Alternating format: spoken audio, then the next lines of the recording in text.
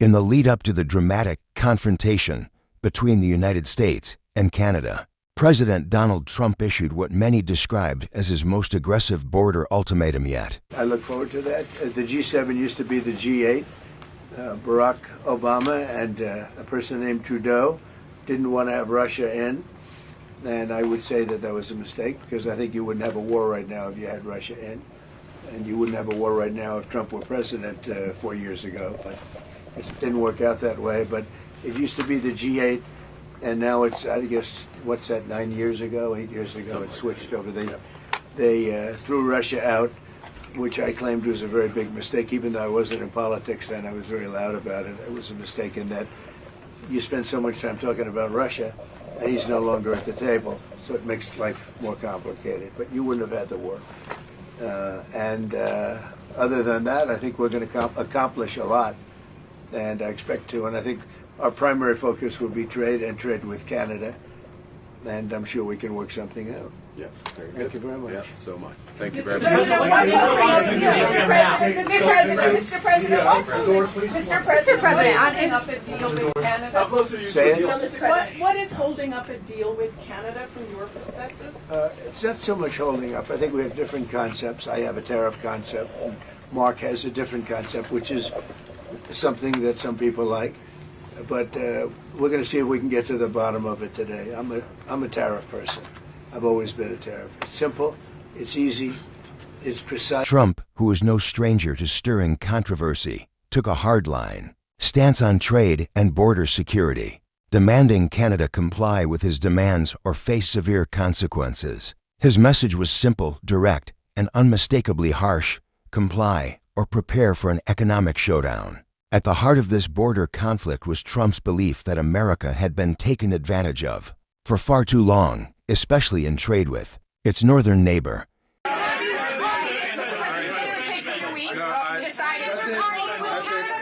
you. If you don't mind, I'm going to exercise my role, if you will, as G7 chair, since we have a few more minutes with the president and his team, and then we actually have to start the meeting to address some of these big issues. So, thank you. Thank you, media. Thank you. He had long expressed frustration with Canada's trade policies, particularly tariffs that were levied on American goods. For years, Trump had built his public persona on the idea that he could make deals that would benefit the U.S., and he wasn't about to back down in his confrontation with Canada. The trigger for this showdown was multifaceted.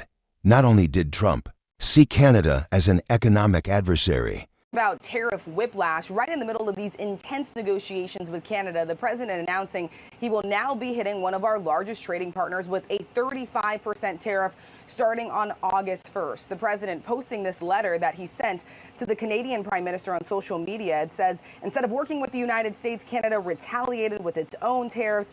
And then he delivered this warning saying, if for any reason you decide to raise your tariffs, then whatever the number you choose to raise them by will be added onto the 35% that we charge. The president insisting that Canada has not done enough to crack down on the fentanyl crisis. Last year, less than 1% of the fentanyl seized came from Canada.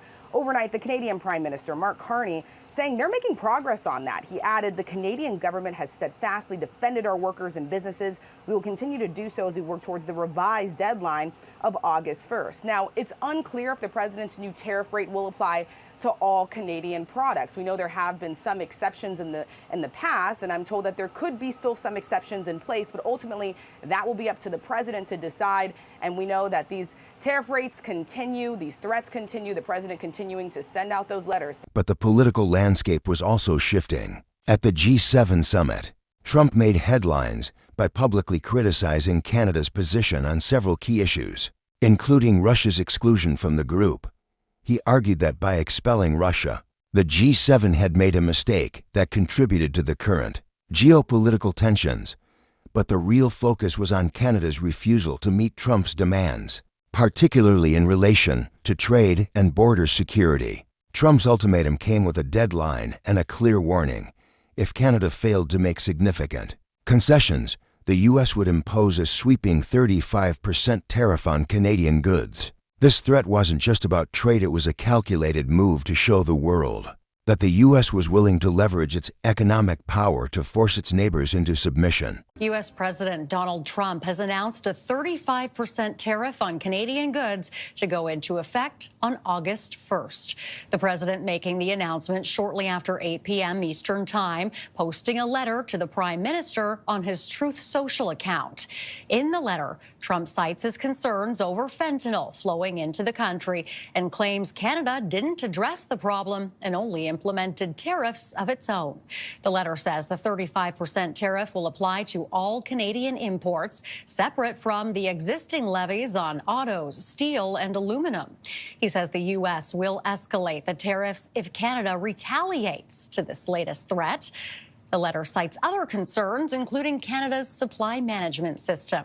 The president says the states will consider an adjustment to the policy if Canada works with the country to address the flow of fentanyl. In his mind, the message was clear. America could and would dictate terms to Canada, regardless of the long-standing relationship between the two nations. The 35% tariff wasn't just a financial burden. It was an aggressive maneuver that could shake Canada's economy to its core. The very nature of the tariffs showed Trump's willingness to push the envelope in ways that many had never expected. While tariffs had been used in the past, this kind of escalation was unprecedented. The timing was also crucial, with Trump pressing Canada right before a key deadline for negotiations. He knew that Canada needed time to adjust and respond, and he was betting on the fact that Canada would bend under the pressure. But there was another layer to Trump's strategy, his use of the border crisis as a bargaining chip. He claimed that Canada wasn't doing enough to curb the flow of fentanyl across the border, a crisis that had been consuming the U.S. for years. Trump made it clear that if Canada didn't do more to tackle the fentanyl issue, the tariff would be just the beginning. This claim was controversial, given that less than 1% of fentanyl seizures in the U.S. were traced back to Canada. But the accusation served to reinforce the narrative that Canada was not pulling its weight in the relationship. For Trump, this border ultimatum was a test of his power, of Canada's resolve, and of how far he could push America's closest ally before they were forced to yield. The stakes couldn't have been higher, and the message was clear. The United States was no longer afraid to use its economic muscle to impose its will. But what came next would leave Trump and the White House scrambling for answers. What happened next completely shattered the expectations of the Trump administration and left Washington scrambling to respond. Instead of submitting to Trump's threats or retreating into defensive diplomatic posturing, Canada made an unprecedented move. It pushed back with a level of precision and strategy that few saw coming. Rather than folding under the pressure, Canada systematically dismantled Trump's ultimatum, piece by piece, and delivered a response that not only rejected American demands, but also made it clear that Canada was no longer afraid to defend its sovereignty. Prime Minister Justin Trudeau, known for his calm demeanor and diplomatic tact, was ready. Canada had been preparing for this kind of confrontation for months, if not years. The Canadian government didn't rush into an emotional, reactive response. Instead, they strategically assembled a legal, economic, and diplomatic case that would challenge Trump's narrative at every turn. Canada's counter-move wasn't just a knee-jerk reaction to Trump's tariffs. It was a carefully orchestrated defense of its national interests. One of the most stunning elements of Canada's response was the clarity with which they framed their position. Trudeau didn't simply attack the tariffs or criticize the U.S. for its aggressive stance. Canada's response focused on the bigger picture: the sovereignty of nations, the legitimacy of trade agreements, and the importance of maintaining an independent, balanced relationship with the United States. The Canadian government knew that this wasn't just about tariffs. It was about sending a message to the world that Canada would no longer be a passive partner in a relationship where one side called all the shots. In the face of Trump's escalating threats, Canada didn't cower. Instead, they made it clear that they would not be bullied.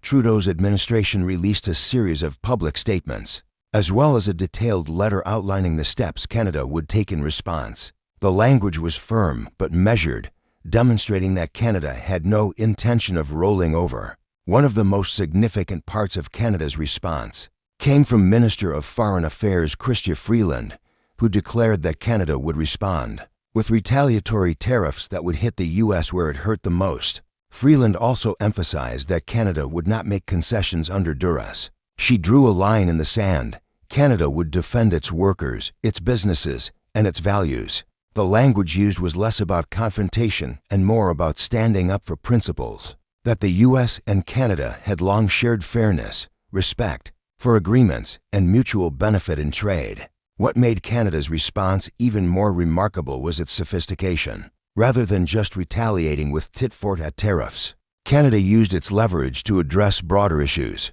including the flawed assumptions behind Trump's arguments. For instance, Canada presented detailed evidence showing that the fentanyl crisis was not primarily driven by Canadian exports, and that Trump's focus on this issue was not grounded in the facts. This wasn't a back and forth of insults or emotional reactions. Canada's response was methodical, well-reasoned, and supported by data that directly challenged the core of Trump's accusations. It was the kind of diplomatic strategy that left Trump's team on the back foot, struggling to find a coherent counter-narrative. By pushing back so effectively, Canada didn't just reject Trump's demands, they reframed the entire conversation. Instead of being viewed as the vulnerable partner in the U.S.-Canada relationship, Canada emerged as a force to be reckoned with, capable of standing its ground on the world stage. This shift was nothing short of revolutionary for the diplomatic dynamics between the two countries, and it would have lasting repercussions for global politics. The most unexpected part of Canada's response wasn't just the fact that they stood their ground, it was the calm confidence with which they did it. There was no sense of panic in Ottawa, no desperate attempts to appease the U.S. The message was clear: Canada was not going to be intimidated, and it would no longer accept being treated as a subordinate partner in a relationship that should have been based on equality and mutual respect. What came next was even more surprising. Instead of escalating the situation further, Trump and his team began to feel the pressure from the international community, as well as from within the United States. Canada's response had set a new tone for the negotiations, and the diplomatic battlefield was no longer tilted in the U.S.'s favor. The White House, which had expected to dictate terms to Canada, suddenly found itself in a position of weakness, and the political landscape in North America was starting to shift. As the standoff between the U.S. and Canada intensified, tariffs became the central battlefield. Trump's threat of a 35% tariff on Canadian goods was intended to force Canada into submission. But what Trump didn't anticipate was the level of resistance that Canada would bring to the table. The stakes were high not just for the two countries, but for the global economy, as these tariffs could potentially ripple across international trade relations. Trump's strategy was simple: leverage the power of America's economy to force Canada to comply with U.S. demands. But his message wasn't just about tariffs. It was about power, about demonstrating to the world that America could dictate terms, and that Canada had little choice but to comply. The U.S. president had positioned himself as a master negotiator, believing that his economic muscle would force Canada to bow down and accept a deal on Washington's terms. But as Canada mounted its resistance, it became clear that the situation was far more complicated than Trump had anticipated.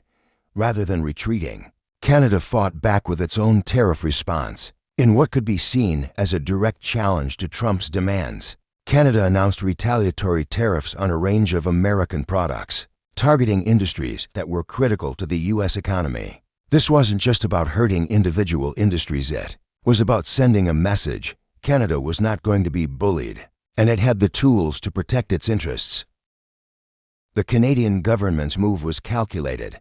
Rather than issuing broad, sweeping tariffs, they targeted specific sectors such as steel, aluminum, and agriculture that would make the U.S. feel the impact without destroying the delicate balance of trade that had existed between the two countries for decades. By choosing these sectors strategically, Canada ensured that the U.S. felt the pressure without triggering a full-blown trade war. In the midst of this escalating tariff battle, both countries dug in their heels. Trump, refusing to back down, continued to escalate his threats, warning that any retaliation from Canada would only lead to further punitive tariffs. Meanwhile, Canada stood firm in its response. arguing that the tariffs were an unfair punishment for a country that had long been a close ally of the United States. But as the conflict continued to evolve, something more significant started to take shape. The global community began to take notice. Countries around the world were watching this economic clash unfold, and many were quietly questioning whether the U.S.'s approach to international relations was sustainable. The power dynamics that had existed for decades were beginning to shift, and Canada's response had set a new precedent for how smaller nations could stand up to the world's largest superpower. What was once seen as an impossible resistance was now viewed as a potential blueprint for other countries looking to protect their interests. In an increasingly unpredictable global landscape, Canada's response to Trump's tariffs wasn't just about trading blows in an economic dispute. It was a strategic masterstroke that changed the entire dynamic of the relationship between the two nations. Instead of following the typical diplomatic playbook reacting to demands and trying to diffuse the situation, Canada took the unprecedented step of reframing the entire conversation. They didn't just reject Trump's border policies. They challenged the very assumptions that Trump's position was built upon. One of the most striking elements of Canada's response was its ability to turn the tables by shifting the focus away from the tariffs and trade issues to a more fundamental question: sovereignty. Canada made it clear that it wasn't just about trade policies or tariffs. It was about asserting its right to govern and make decisions without undue pressure from a larger, more powerful neighbor. Canada's leaders, led by Prime Minister Trudeau, articulated that no nation, no matter how powerful, should dictate the terms of another sovereign country's policies. This message resonated not only in Canada but across the globe. Canada's strategy was far more sophisticated than simply imposing retaliatory tariffs. It was a carefully calculated diplomatic maneuver that targeted not just the trade dispute, but the very nature of the U.S.-Canada relationship. Trudeau and his team understood that this was about more than economics. It was about demonstrating that Canada had options, that it was capable of standing its ground and defending its sovereignty. They knew that the real strength of any nation lies not in its willingness to back down, but in its ability to push back when it matters most. In the midst of this confrontation, Canada didn't just make a case for fairness in trade. It also highlighted the flaws in Trump's policies. For example, Trump had used the issue of fentanyl as a key justification for his border demands. He claimed that Canada was not doing enough to stop the flow of fentanyl into the U.S., even though data showed that Canada was responsible for less than 1% of fentanyl seizures. Canada methodically presented the facts, showing that the U.S. was misinterpreting or overstating the situation. This wasn't just about defending against accusations. It was about dismantling the false narratives that Trump had built his ultimatum on. Canada's ability to fight back with facts, legal precedents, and hard data made their response all the more powerful. Rather than getting mired in a shouting match or sinking into a cycle of retaliatory action, Canada took a much more intellectual approach. By pointing out the inaccuracies in Trump's claims and addressing them directly, Canada elevated the discourse from a trade dispute to a matter of national principle and international integrity. This was not just a war of words, it was a full-fledged diplomatic counteroffensive. What was even more astonishing was how effective Canada's response turned out to be. Rather than escalating the situation or provoking a full-blown trade war, Canada was able to push the U.S. into a position where it had to rethink its strategy. The shift in dynamics was palpable. Within days of Canada's strategic pushback, the U.S. began quietly walking back some of its most aggressive demands, not because they wanted to, but because they had no choice. The White House found itself on the defensive, with Trump's bravado undermined by Canada's calm, collected, and precise response. This wasn't just a victory for Canada, it was a demonstration to the world that the power dynamics in North America had changed. The assumption that the U.S. could always dictate the terms of trade and diplomacy with its neighbors was being dismantled in real time. Canada had not only stood up to Trump, they had exposed the vulnerability in America's foreign policy that others around the world had been quietly noticing. What started as a border ultimatum became the moment when Canada reset the rules of engagement, proving that diplomacy, when executed with precision and confidence, could overpower even the loudest threats. What followed in the aftermath of Canada's strategic counterattack was a series of unexpected consequences that exposed the fragility of the United States' position in the global power structure. Rather than being the tough negotiator who bends the world to his will, Trump suddenly found himself on the defensive, grappling with a diplomatic response from Canada that was far more sophisticated and calculated than anything his team had anticipated. The U.S. had always prided itself on its ability to use economic and military power to dictate terms to its allies, but Canada's response revealed a different reality. While the Trump administration had expected a quick victory by leveraging tariffs to force Canada into submission, they were met with a calm, methodical, and fiercely independent stance from Canada that disrupted the entire narrative. For the first time in years, the U.S. found itself facing resistance from a close ally not because of military might or economic leverage, but through superior diplomacy and preparation. The more Trump escalated his threats, the more Canada responded with reasoned counter-arguments. The U.S. had relied on its economic dominance to dictate trade relations, but Canada's refusal to buckle under pressure exposed a weakness in this approach. The Trump administration, which had come to view America's power as a given, was now forced to reckon with the reality that the world's geopolitical landscape was shifting. Canada wasn't the vulnerable, subordinate partner it had often been assumed to be. It was now a sovereign nation, capable of challenging U.S. policies with both diplomatic precision and economic resilience.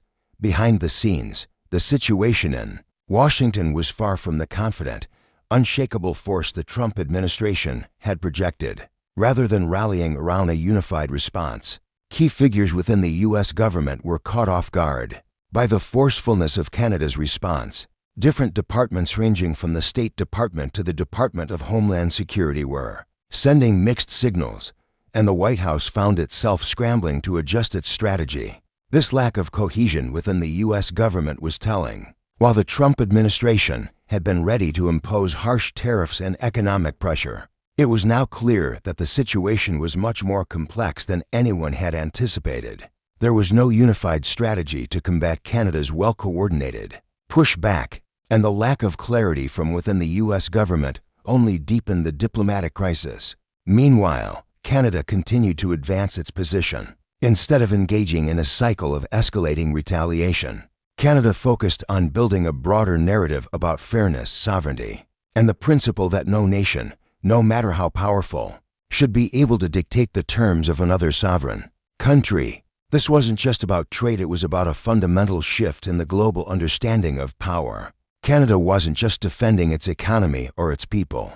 It was defending the very idea that smaller nations, even in the face of a superpower, could stand firm and succeed in protecting their interests. The fallout in Washington was swift.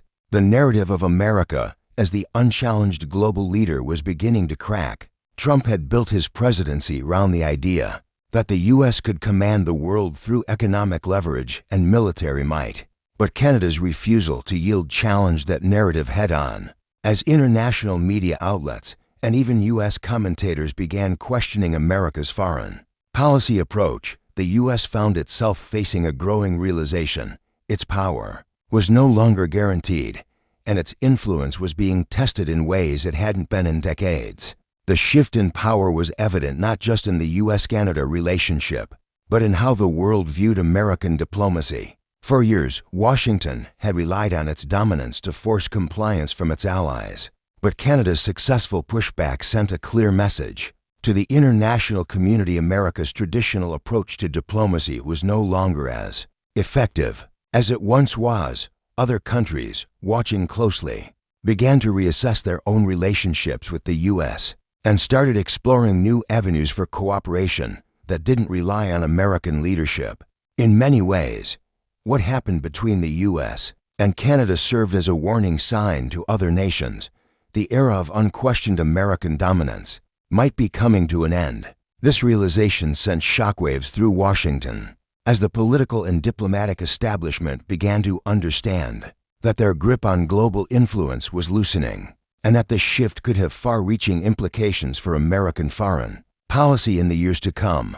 The fallout from Canada's unexpected pushback had immediate consequences, but its long-term implications were even more profound. While Trump and his team initially underestimated the resolve and sophistication of Canada's response, the strategic brilliance behind Canada's actions would reverberate throughout global politics. For years to come, Canada had not only defended its own interests, but also exposed a fundamental shift in the global balance of power, one that would change the way countries interacted with the United States. In the wake of the diplomatic crisis, the U.S. found itself increasingly isolated. Canada's refusal to be bullied signaled to the world that American influence was no longer as absolute as it once was. While the U.S. had long operated under the assumption that it could use its economic might to force smaller nations into compliance, Canada's successful resistance proved that this strategy was no longer foolproof.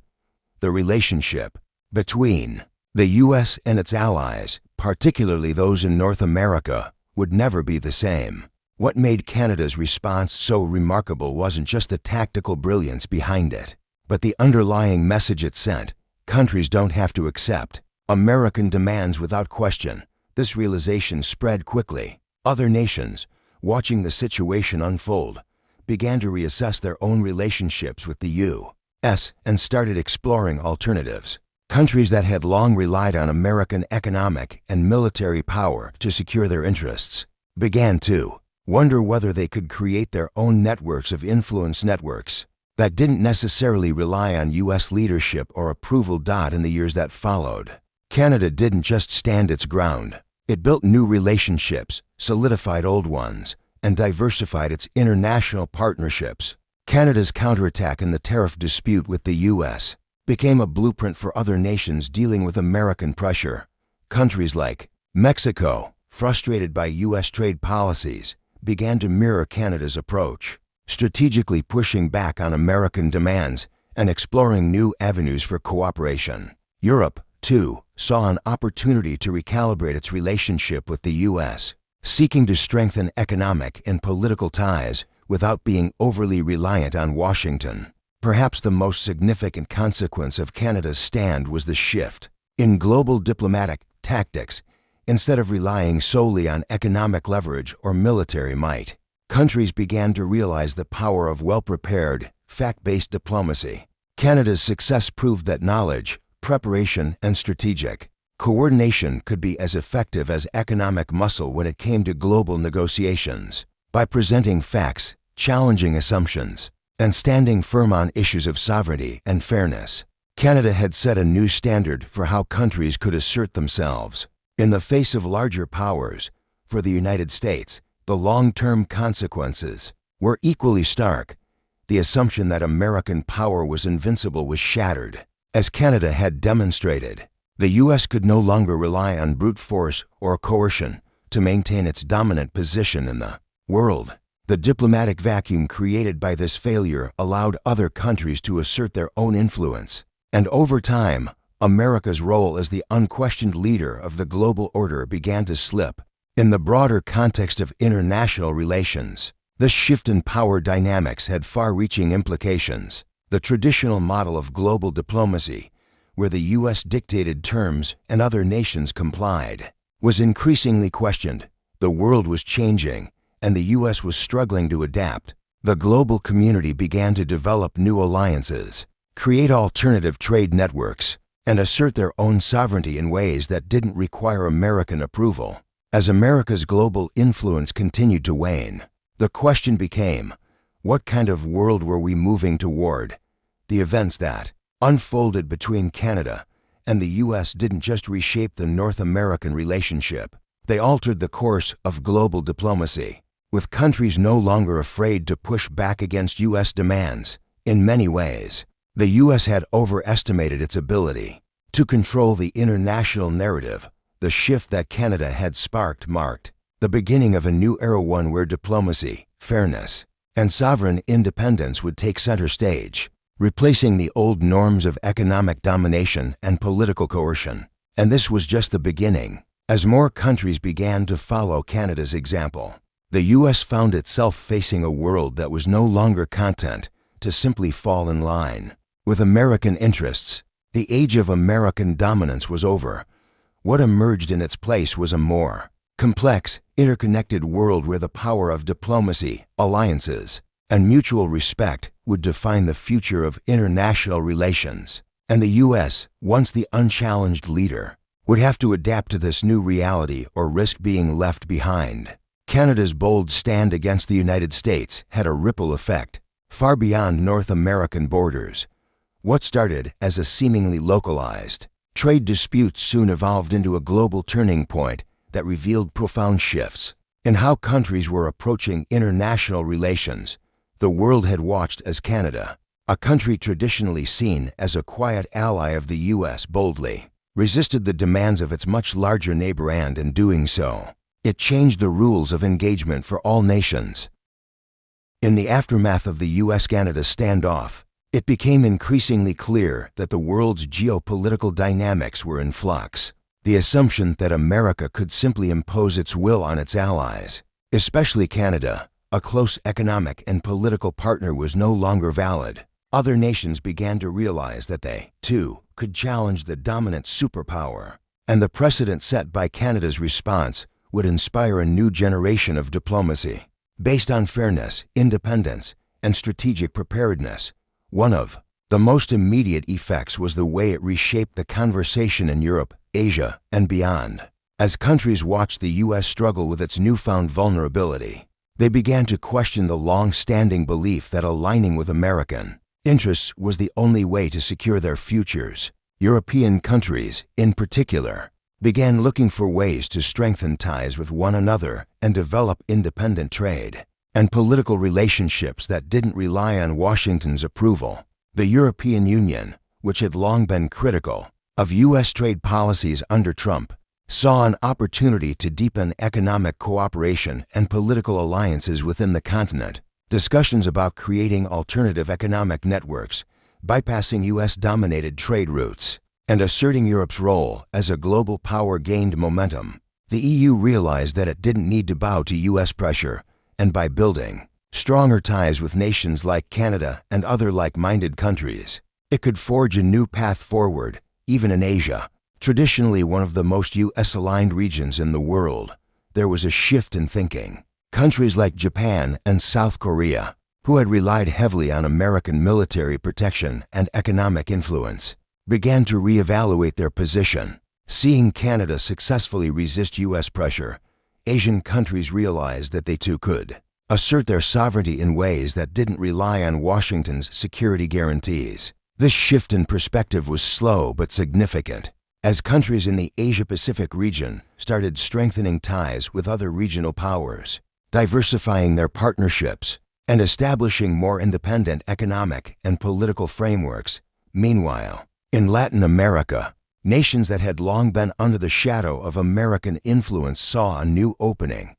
Mexico, which had faced its own challenges with U.S. tariffs and trade threats, quietly began adopting some of the diplomatic strategies Canada had used. By asserting its right to govern without outside interference, Mexico set the stage for deeper regional cooperation within Latin America, forging stronger trade relationships with countries like Brazil, Argentina, and Chile. It was no longer just about dealing with the U.S. It was about creating a more self-sufficient and independent network of alliances. Canada's role in this shift was undeniable. By standing firm against the U.S., it showed the world that resistance wasn't only possible, it was effective. Canada's strategic use of diplomacy, facts, and international cooperation became the gold standard for countries looking to challenge the traditional global power structures. The lesson was clear: countries don't need to accept bullying or coercion from powerful nations. They have options. They can build alliances, develop alternative economic systems, and assert their interests on their own terms. Perhaps the most profound effect was the way this changed the global perception of U.S. power. For years, the U.S. had been seen as the unchallenged leader of the world, the nation whose policies and decisions could shape the future of the planet. But as Canada effectively pushed back against American pressure, it revealed the cracks in that narrative. Other countries, realizing that the U.S. could be challenged, began to question whether American influence was as unassailable as once thought. The dominant paradigm that had shaped global diplomacy for decades was beginning to fracture. In a matter of months, Canada's pushback against the U.S.